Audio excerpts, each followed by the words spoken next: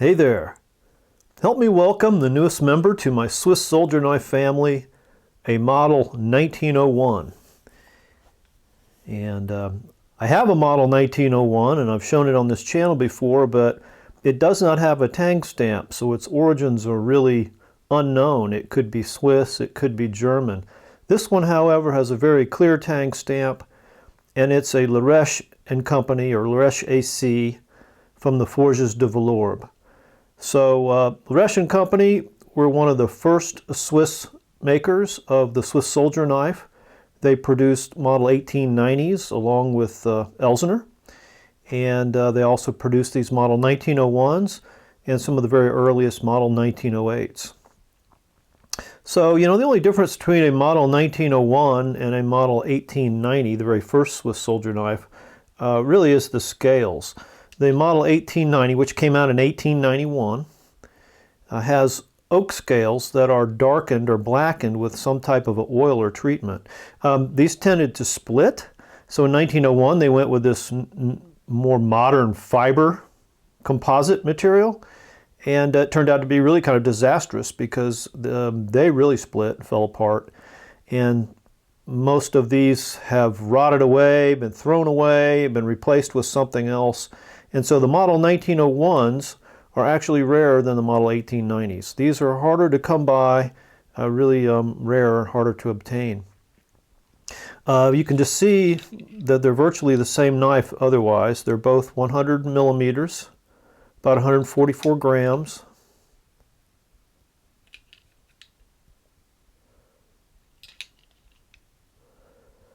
And we'll just compare them. Let's take a look at the tang stamp and that blade on this 1901 first.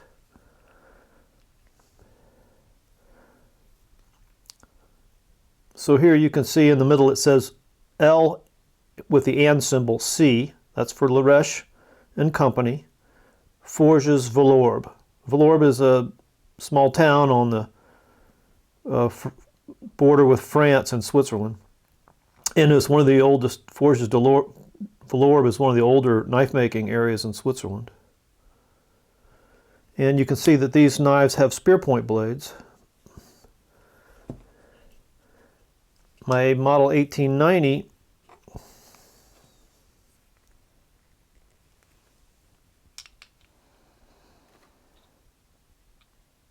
has a little bit of a different style lettering and size of the font there, Forges Valourbe, and then in the middle L plus C, a plus symbol instead of an and symbol.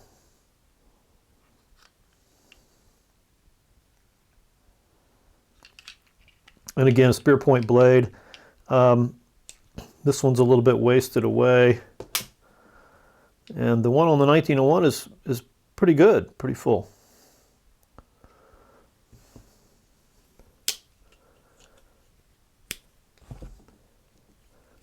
Can opener on this 1901 is really got a stiff spring. Pow! You can see the tools are very similar, but they're not exact. That's because these knives were all handmade and fitted together by hand, and so no two are really alike, even though this is the same manufacturer.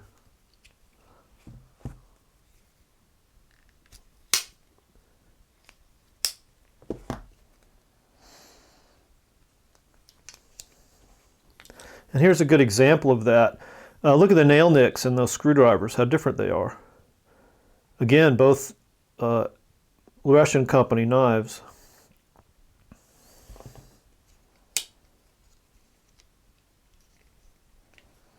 And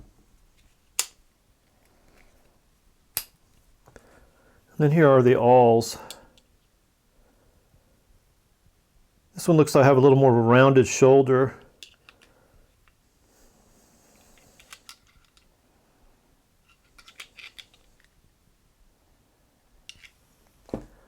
That just gives you a good comparison between a model 1890 and a model 1901, both from the same manufacturer. And you really don't notice in pictures how different the model 1901 is from the model 1908 until you get them in hand. Here's a model 1908. It's an Eidgenosse, I think, from 1948. But the size is quite different. The weight is different. The thickness of the overall knife and the tools. These knives have a much rounder look to them. These are flatter. So there are quite a few differences.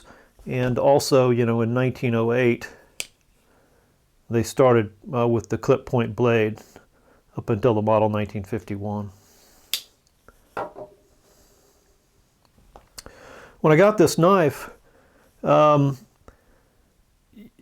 it was cracked, as these often are. There were two pretty big gaps, cracks and gaps in the front here by the front pin. Those have been filled with solid color epoxy putty, so it's sandable. And it's also very strong and acts as both a putty and a glue.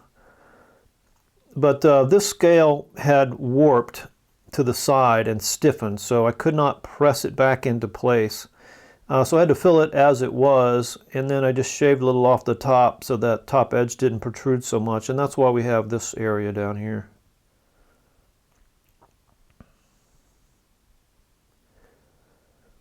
This knife has been refurbished. I'll put some before and after pictures at the end for your enjoyment, perhaps. And this knife does actually have the Type 1 control stamp. It's just super faint. The knife was also covered in paint droplets and kind of a weird brown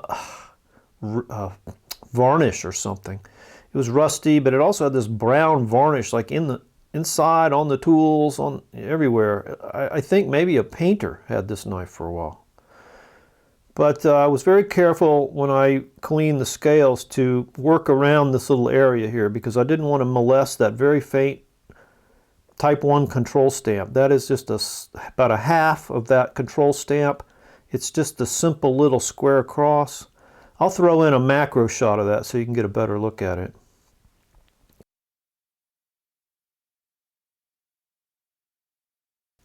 But that's the Type 1 control stamp that was used up until 1915 when the Waffen control stamp began being used. This one here.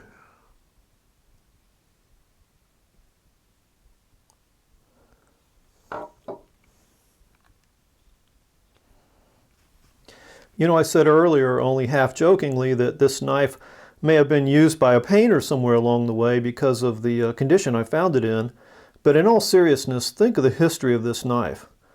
This knife was issued to a young Swiss man, probably no more than 21 years old, when he was called up into the military sometime between 1901 and 1908. And he may have had it with him when the Swiss did their mobilization in 1912, when Kaiser Wilhelm, the last emperor of Germany, came to Zurich and Bern. He may have had that with him when he was guarding one of the borders during World War I. And the same soldier, as an older man, might have been called back up in World War II to defend a border and may have carried this very same knife with him. So it's amazing to think, and I only wish it could talk. Okay, so thanks for having a look at my new, very old, model 1901 Swiss soldier knife.